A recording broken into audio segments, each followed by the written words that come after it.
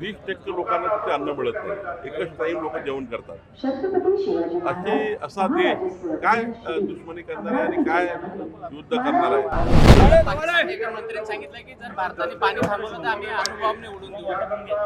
Railway मंत्री जो गरजते वो बरसते नाही है। पाकिस्तान नुसता गरजतोय। पाकिस्तानची आर्थिक परिस्थिती एवढी खराब आहे, 30% लोकांना तिथे अन्न मिळत नाही, एकच टाईम लोक जेवण करतात। असा देश काय दुश्मनी करणार आहे आणि काय युद्ध करणार आहे? आणि त्यामुळं या टिप्पणीवर फार लक्ष देऊ नका। माननीय प्रधानमंत्री मोदीजींनी अत्यंत कडक कायदेशीर कारवाई पाकिस्तानच्या विरुद्ध करण्याचा निर्णय घेतला आहे।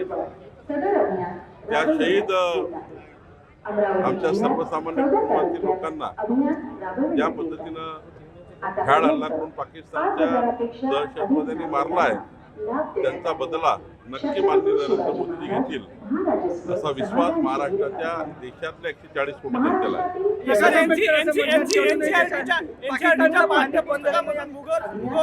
महाकुंभ आणि मेक इन इंडिया यांचा समावेश करण्यात आला आहे आणि मुघल हद्दपार करण्यात आले आहे। एनसीईआरटीच्या पुस्तकामध्ये मी असं बघितलं, मी बघून सांगेन। प्रकाश आंबेडकर असं म्हणतात की अजूनपर्यंत पाकिस्तानचं पाणी बंद झालं नाही, केंद्र सरकार जे आहे ते देशातल्या लोकांना चुकीची माहिती देत आहे।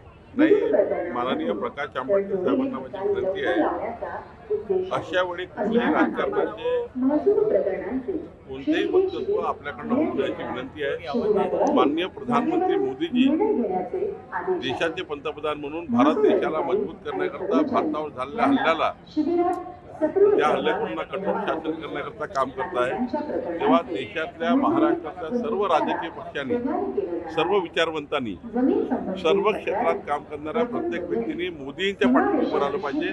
कारण देशाच्या अस्तित्वाचा प्रश्न आहे, देशाच्या सुरक्षेचा प्रश्न आहे आणि म्हणून कुठल्याही पद्धतीचे असे चुकीचे स्टेटमेंट करून भारताच्या जनतेला डिमॉरलाइज करू नये। एकंदरीत मोदीजींच्या नेतृत्वामध्ये मजबूत भारत निर्माण झाला पाहिजे। याकरता सर्वच पक्षाच्या लोकांनी मोदीजी जे काही स्टेप उचलणार आहे, जे केंद्र सरकार स्टेप उचलणार आहे, त्याच्या पाठीशी खंबीरपणे राहिलं पाहिजे।